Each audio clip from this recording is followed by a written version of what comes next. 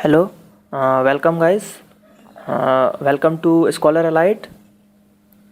आज मैं आपको इस वीडियो में रेलवे जो टेस्ट है उसका सीरीज़ पार्ट 2 बता रहा हूँ। मतलब पार्ट 1 मैं अपलोड कर चुका हूँ, आप देख सकते हैं चैनल में जाके प्लेलिस्ट में, रेलवे प्लेलिस्ट में। तो ये पार्ट 2 है। इसमें मैंने कुछ इंपॉर्टेंट क्वेश्चन कवर किए हैं जो रेलवे में पूछे जा सकते हैं और एसएससी में भी इससे क्वेश्चन आ सकते हैं। लेकिन मेनली मैंने क्वेश्चन जो प्रीवियस ईयर के पेपर होते हैं रेलवे के, वो मैंने निकाले हैं, तो उससे आप देख सकते हैं। तो स्टार्ट करते हैं। पहला क्वेश्चन, पैलियोंटोलॉजी किससे रिलेटेड है? मतलब पैलियोंटोलॉजी किसका अध्ययन है, मतलब किसको कहा जाता है, किस चीज़ के अध्ययन को, स्टडी को पैलियोंटोलॉजी कहा जाता है? तो ये कहा जाता है जीवाश्मों को। जीवाश्म मतलब फॉसिल्स, जो फॉसिल्स वगैरह होते हैं, तो जीवाश्मों के ईंधन को, मतलब जीवाश्मों के अध्ययन को पैलियोंटोलॉजी कहा जाता है। नेक्स्ट क्वेश्चन देखते हैं, शक्कर का कटोरा, द बाउल ऑफ शुगर। शक्कर का कटोरा, द बाउल ऑफ शुगर किसे कहा जाता है? तो वो कहा जाता है क्यूबा को, जैसा कि सब जानते हैं। तो क्यूबा को कहा जाता है शक्कर का कटोरा। और लेकिन अगर गन्ने की बात करें, जो गन्ना होता है, तो गन्ने का उत्पादन सबसे ज़्यादा कहाँ होता है? अगर वर्ल्ड लेवल की बात करें तो गन्ने का जो उत्पादन होता है वो ब्राज़ील में होता है सबसे ज़्यादा। कहाँ होता है आपका? ब्राज़ील में। तो जिसकी राजधानी क्या है? ब्राज़ीलिया उसकी राजधानी है। तो ये आपको याद करना है। गन्ने के उत्पादन में ब्राज़ील आगे है, लेकिन अगर शक्कर की बात करें, शुगर की बात करें, तो वो क्यूबा को कहते हैं। शुगर का कटोरा, द बाउल ऑफ शुगर, तो वो किसको कहा जाता है? क्यूबा को कहा जाता है। अगला देखते हैं, सूती रेशा किससे प्राप्त किया जाता है? जो कॉटन, जो आपका कॉटन होता है, तो कॉटन किससे प्राप्त किया जाता है? क्या वो बीज है, फूल है, मतलब क्या है? इस टाइप से क्वेश्चन आता है कि सूती रेशा किससे प्राप्त किया जाता है। ऑप्शन में दे देंगे फूल, पत्ती, छाल या बीज। तो वो होता है आपका बीज। बीजों से प्राप्त करते क्या रहता है? जो उसका जो बीज रहता है, जैसे कि कपास का पेड़ से अपन को रुई मिलती है, तो बीज फट जाता है, उसके अंदर जो निकलता है, जैसे इस टाइप का बीज है, फिर ऐसा ये क्रैक होगा और ये इस टाइप का ऐसा फट जाएगा और इसके अंदर रुई रहेगी और इससे हम कॉटन बनाते हैं। तो ये बीज से मिलता है। तो ऐसे आपको याद रखना है।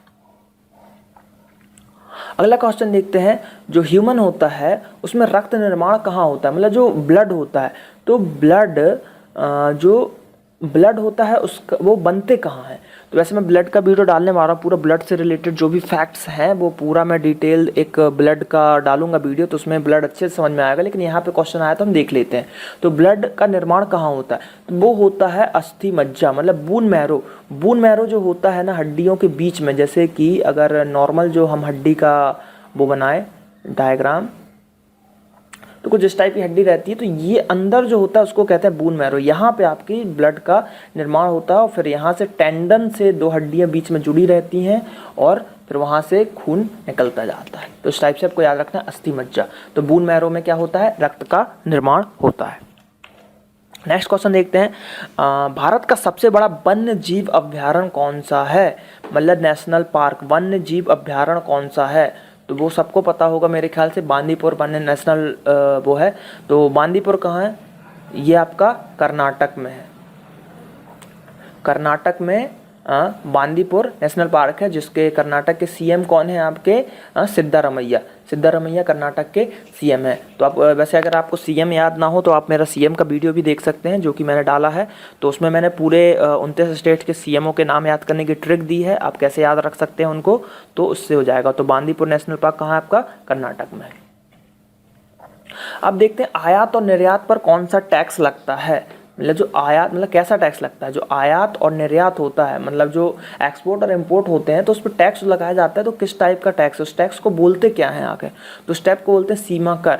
मतलब क्या रहता है कि आयात या निर्यात कैसा करेंगे? जैसे ये आपकी बॉर्डर है, तो या तो बाहर जाएगा वो या बाहर से अंदर आएगा, तो जो सीमा शुल्क लगेगा बॉर्डर पे, वही टैक्स लगता है। तो उसको बोलते हैं सीमा कर या सीमा टैक्स। तो आयात और निर्यात पर कौन सा टैक्स लगता है? सीमा टैक्स। अगला क्वेश्चन, डिटर्जेंट किस सिद्धांत पर कार्य करता है? जो मतलब डिटर्जेंट पाउडर होता है वो किस थ्योरी पे वर्क करता है आपका डिटर्जेंट? तो वो वर्क करता है आपका पृष्ठ तनाव। मतलब जो वाटर होता है, वाटर का पृष्ठ तनाव को वो कम कर देता है, जिससे कि जो वाटर है वो साबुन के साथ ज़्यादा मतलब झाग देता है। अब देखते हैं, आर के लक्ष्मण कौन है? आर के लक्ष्मण आखिर कौन है? तो आर के लक्ष्मण मतलब किससे रिलेटेड है, ये क्वेश्चन है आर के लक्ष्मण किससे रिलेटेड है। तो आर के लक्ष्मण रिलेटेड कार्टूनिस्ट, जो कि एक बहुत ही अच्छे कार्टूनिस्ट थे, वो कार्टून बनाते थे। तो ये इंडियन है, इसलिए ये क्वेश्चन आजकल ज़्यादा पूछा जा रहा है कि कार्टूनिस्ट मतलब वो थे क्या। अगला देखते हैं प्रोटीन किससे बने होते हैं। जो प्रोटीन है मतलब शरीर का जो प्रोटीन है वो किससे बना रहता है। तो प्रोटीन जो बना रहता है वो आपका एमिनो एसिड से मिलके बना रहता है। तो एमिनो एसिड जो 20 प्रकार के, ये 20 प्रकार के होते हैं, 20 प्रकार के एमिनो एसिड, 20 प्रकार के एमिनो एसिडों से मिलके आपका प्रोटीन बना होता है। अगला क्वेश्चन देखते हैं सिली पॉइंट किस खेल से संबंधित है। मतलब ये एक टर्म है सिली पॉइंट, वो किस खेल से संबंधित है। तो मुझे नहीं लगता ये बताने की ज़रूरत है। क्रिकेट जो सब लोग आजकल बहुत ही लोकप्रिय गेम है आपका क्रिकेट, तो ये क्रिकेट से रिलेटेड है आपका सिली पॉइंट, गली, हुक, ये सब क्रिकेट से रिलेटेड है। अब अगला क्वेश्चन ये अधिकतर पूछा जाता है, राष्ट्रपति अपना त्याग पत्र किसको देता है। राष्ट्रपति अपना त्याग पत्र किसको देता है, मतलब इस्तीफा, जो इस्तीफा देना है वो किसको देगा राष्ट्रपति। तो वो देता है उपराष्ट्रपति को। राष्ट्रपति उपराष्ट्रपति को देता है, और उपराष्ट्रपति की बात है तो उपराष्ट्रपति भी किसको देगा, राष्ट्रपति देगा। और अगर उपराष्ट्रपति नहीं है और राष्ट्रपति को इस्तीफा देना है तो फिर वो सुप्रीम कोर्ट के जज को, मुख्य न्यायाधीश को, जो कि अपने अभी टी.एस. ठाकुर हैं, टी.एस. ठाकुर को वो देंगे, इस टाइप से। अब अगला क्वेश्चन देखते हैं, मेरी कहानी किसकी किताब है। मतलब मेरी कहानी किसकी किताब है, तो ये सबको याद होगा, मैरी कॉम की अभी बुक रिलीज हुई है, तो वो है मैरी कॉम की बुक कौन सी है, मेरी कहानी।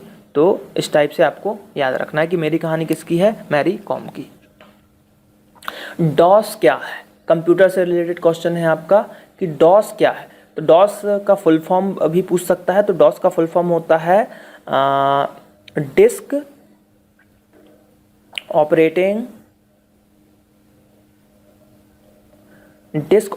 सिस्टम। क्या होता है, डिस्क ऑपरेटिंग सिस्टम। तो और ये है क्या, ये एक ऑपरेटिंग सिस्टम है। तो दोनों तरीके से पूछता है कि डॉस का फुल फॉर्म क्या है और ये आखिर है क्या। तो ये है ऑपरेटिंग सिस्टम और फुल फॉर्म है डिस्क ऑपरेटिंग सिस्टम। G5 एक समूह है, मतलब G जैसे कि आपका G20 होता है, और तो ऐसे ये पूछ रहा है कि G15, जो G15 है वो आखिर मतलब कैसा ग्रुप है, किन देशों का ग्रुप है। तो किन देशों का ग्रुप है, वो है आपका विकासशील देशों का ग्रुप। किसका है, विकासशील देशों का ग्रुप है। तो ये आपको याद रखना है। तो विकासशील देशों का ग्रुप है कौन सा, मतलब G15। अगला देखते हैं अब, जो शारदा अधिनियम पूछ रहा है। क्या पूछ रहा है वो, शारदा अधिनियम।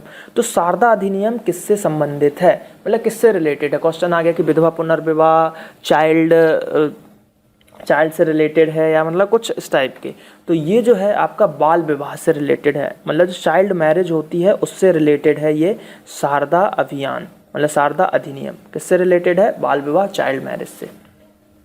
7 टीलों का शहर, मतलब 7 टीलों का शहर किसे कहा जाता है, पेटेंट क्वेश्चन है। रोम को कहा जाता है, सब जानते हैं। और अगर इंडिया की बात कहा जाए, 7 टापुओं का शहर, 7 टापुओं का शहर, ये टीला है। लेकिन अगर 7 टापुओं की बात करें तो 7 टापुओं का अगर शहर पूछ ले, 7 टापुओं का शहर, तो वो मुंबई को कहा जाता है। किसको कहा जाता है, मुंबई को। 7 टापुओं का शहर मुंबई को कहा जाता है। लेकिन यहाँ पे आंसर है 7 टीलों का शहर, तो वो रोम को कहा जाता है।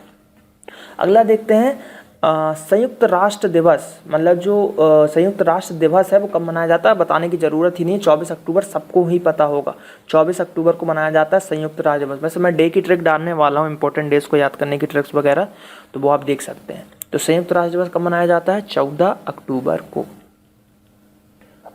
इजराइल की संसद का नाम क्या है। अब वो क्वेश्चन क्या पूछ रहा है कि जो इजराइल है, तो इजराइल की संसद, जैसे अपने यहाँ की संसद, पार्लियामेंट, मतलब उसका वो नाम पूछ रहा है आखिर है क्या। तो संसद का नाम है मजलिस, इजराइल की है मजलिस। तो ये आपको याद रखना पड़ेगा, इजराइल के लोग मजलिस करते हैं तो मजलिस में जाते हैं। तो मजलिस हो गई इजराइल की संसद का नाम। अगला देखते हैं, अब अशोक के पिता कौन है। तो ये कोई नॉर्मल क्वेश्चन तो होगा नहीं कि अशोक, कोई भी अशोक उठा ली, उसके पिता कौन है। ये है सम्राट अशोक, अपने महान सम्राट अशोक, चंद्रगुप्त मौर्य के पोते या पौत्र, तो चंद्रगुप्त मौर्य के पौत्र, तो इनके पिता का नाम, यानी कि वो पूछ रहा है चंद्रगुप्त मौर्य के बेटे का नाम क्या था, तो वो है बिंदुसार। बिंदुसार के पुत्र थे अशोक, जो कि बहुत ही महान हुए। कलिंग युद्ध भी अशोक के द्वारा ही लड़ा गया था।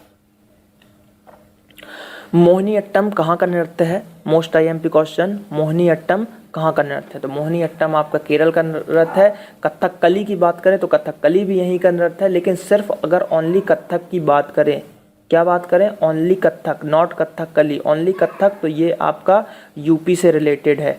और जो बिरजू महाराज हैं, बिरजू महाराज बहुत ही अच्छे कथक के मतलब ज्ञाता हैं, या उनको जो भी बोलें कथक में उनको महारत हासिल है। जो कि 4 फरवरी को उनका जन्मदिन आता है, तो 4 फरवरी को उनका जन्मदिन था। कथक से रिलेटेड थे कौन? आपके बिरजू महाराज। और कथक एक यूपी का नृत्य है, लेकिन कथकली की बात करें तो केरल का है, और मोहिनीअट्टम की बात करें तो वो भी केरल का है। अगला क्वेश्चन देखते हैं। पीएनबी जो बैंक है, पंजाब नेशनल बैंक, तो इसका हेड क्वार्टर कहाँ है, मतलब इसका मुख्यालय कहाँ है वो पूछ रहा है। तो इसका मुख्यालय हो गया दिल्ली में, चेंज हो गया है ये अभी आपका 2015 में अक्टूबर नवंबर में चेंज हुआ है। अगर पहले यही क्वेश्चन 2015 की बात करें तो पहले इसका कोलकाता था, कोलकाता था इसका वो क्या आपका हेड क्वार्टर, लेकिन अभी रिसेंटली में चेंज करके उसको दिल्ली कर दिया गया है। कहाँ कर दिया गया? दिल्ली। तो इसीलिए क्वेश्चन मैंने डाला है, क्योंकि पूछ सकता है करंट अफेयर में कि पीएनबी का हेड क्वार्टर कहाँ है, तो दिल्ली। आरबीआई कब बना? अब जो आरबीआई था आपका, reserve bank of India, RBI reserve bank of India, तो वो पूछ रहा है कब बना। तो अगर सन की बात करें तो वो बना है आपका 1935 में, और हाँ 1935 में। अगर डेट की बात करें तो 1 अप्रैल 1935 को आरबीआई बना। अगला क्वेश्चन, अकबर, जो अकबर था आपका, अकबर बीरबल आपने सुने होंगे, मुगल साम्राज्य का महान शासक। तो जो अकबर था तो उसके शासनकाल में टोडरमल कौन था, या टोडरमल का कार्य क्या था? टोडरमल 9 रत्नों में से एक था। तो टोडरमल जो था उसका काम था वित्त सहायक, मतलब वो वित्त से रिलेटेड काम देखता था, पैसा वगैरह वित्त मंत्रालय को वो संभालता था टोडरमल। तो ये मोस्ट IMP क्वेश्चन है, हमेशा पूछा जाता है कि टोडरमल किससे रिलेटेड है, वित्त सहायक, या फिर अकबर के शासनकाल में वित्त को कौन संभालता था, टोडरमल, बीरबल, इस टाइप का ऑप्शन देंगे तो आंसर क्या होगा आपका? टोडरमल। और अगर ऐसा पूछे टोडरमल कौन था, तो वो था आपका वित्त सहायक। तो ये कुछ क्वेश्चन थे जो रेलवे के लिए बहुत ही इंपॉर्टेंट है। इसमें से SSC में भी पूछे जाते हैं क्वेश्चन, लेकिन मैंने ये रेलवे के प्रीवियस ईयर पेपर में से क्वेश्चन कवर किए हैं, तो इसको आप देख सकते हैं। और अगर आपको वीडियो अच्छा लगा हो तो मेरे चैनल को सब्सक्राइब करें, ज़्यादा से ज़्यादा मेरे चैनल को सब्सक्राइब करें, ज़्यादा से ज़्यादा वीडियो को शेयर करें, और रेलवे एग्ज़ाम क्रैक करें। Thank you.